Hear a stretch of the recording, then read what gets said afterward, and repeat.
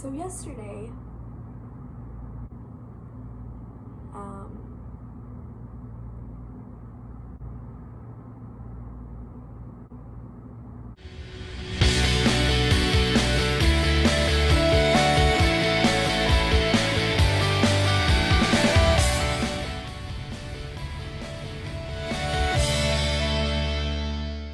hello, welcome back.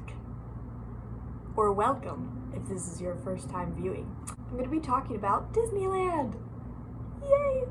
Previously, my only theme park experience has been Silver Dollar City, which is down in the Ozarks, and Worlds of Fun. My favorite one was Silver Dollar City, hands down. I went to Disneyland for the first time with my roommate and another friend. The day we went was actually not day, it was night. We went at night. It was during the off season. There weren't a lot of people, and I can't remember if it was kind of like rainy or cold or something like that. It was cold to the people who live there, not cold to me at all. So when we went in, there were hardly any people. The first ride I went on was Indiana Jones.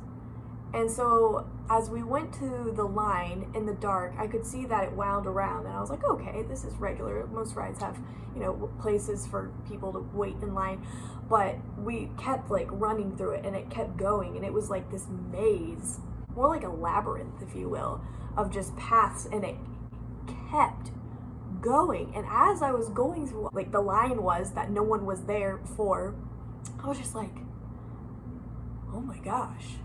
These lines are huge. Is the amount of people that fill this up, is that normal? Like, do they usually have people who go all the way? So I asked my friends, and they told me, yeah, usually you wait about like 2 hours to get in line.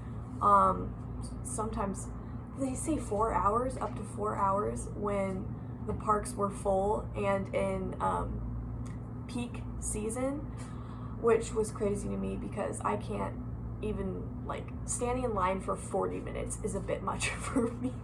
So I couldn't imagine people standing in line for 2 hours, let alone 4 hours.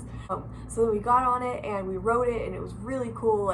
Man, that was a ride. Everything was very detailed and well thought out, and the music and the flashes of light and the staging, if you will, of the whole ride was just past anything that I had experienced. The second ride we went on, I think it was Pirates of the Caribbean, and that was really neat. They had a bunch of wax figures that looked extremely realistic. I was told later that Johnny Depp had once gone and stood in for his wax figure on the Pirates of the Caribbean, and people didn't know the difference until word got out that he was doing that. Oh, so I don't know if anyone watching this video has heard of Rhett and Link, but I like to watch their videos a lot. They're YouTubers. In one of their videos, they talked about Disneyland foods. So I had watched that, and they said the corn dogs were the best, and then Dole Whip or something like that, nearish to that order.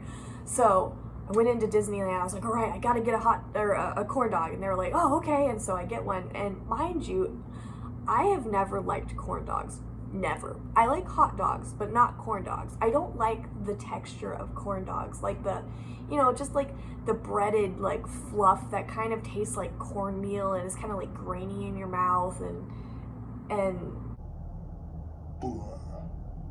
then the hot dog itself is just the cheapest, most disgusting. I don't like corn dogs. But so I got this corn dog, and I took a bite, and heaven. Literal heaven. I can't even describe. Okay, I'll try. If you haven't had the Disneyland corn dogs, you need to get them, because they turned a non-corn dog lover into a corn dog lover. Well, only from Disneyland, but the breading was perfect on the outside. There was this encasing of crunch that was just so delicate and perfect, and the batter tasted good. It was cooked, but it had a kind of a uncooked taste, I guess, if you will. doughy, but it wasn't doughy at all. Like, not at all. All of it was completely cooked. And it was sweeter, and it was like really good breaded bread. And then the hot dog, or the corn dog itself, was good too. So that made my whole night. I was eating it while I was running to go on my first ride, which was Indiana Jones, which probably wasn't the smartest. But yeah, we had to get there because they said the line was only 20 minutes long. So we were running, and I was like trying to eat this hot dog, and I just like couldn't get over how amazing it was. So anyway, after those 2 rides, we then decided to get Dole Whip, because apparently Disneyland is famous for Dole Whip, which is basically this pineapple-ish soft serve ice cream, but it's not ice cream, sorbet-ish type thing, and that stuff is also good. Like, of everything in Disneyland, those are the 2 best things. So, you know when you eat regular ice cream, and it's like after 3 spoonfuls, your mouth is cold, and it's hard for you to taste everything, and, you know, texture is like out the window because you're used to it. This is not the case with Dole Whip. Literally, every bite you take tastes the exact same, like, amount of goodness as the first bite of the whole cup that you get.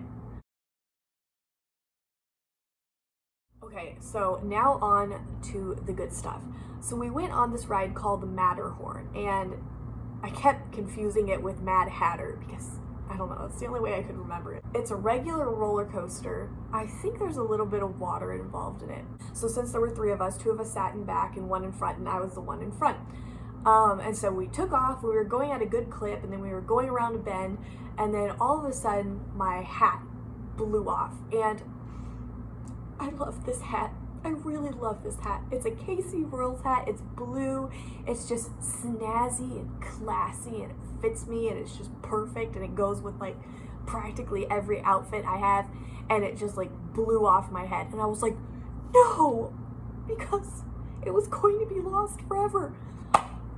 But my friend caught it. Thank goodness. Thank goodness, my friend caught it. Just right in back of me, just snatched it right out of the air. So, never go on a ride with a hat, and if you do, make sure your best friend is sitting behind you so they can catch it for you. California Adventure has Cars Land in it.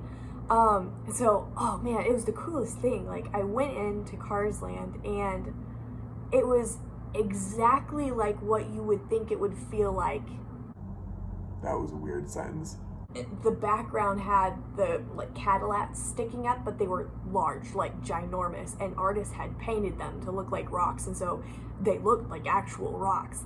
And then you know, you got the Cozy Cone Motel, but those were all little restaurants, and then you had like Flo's Drive-In, and you could get drinks there. And then they had the light, the traffic light that blinked, and then like always on the 3rd blink it would be slower.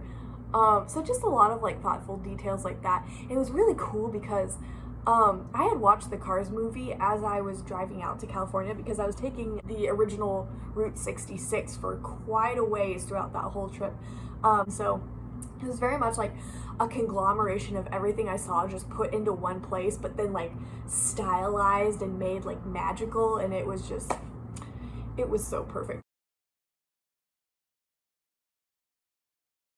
And actually, on that note, I should say the best part of Disneyland was actually the new world that just opened up in Disneyland, and that was Star Wars, or Galaxy's Edge. But that was incredible.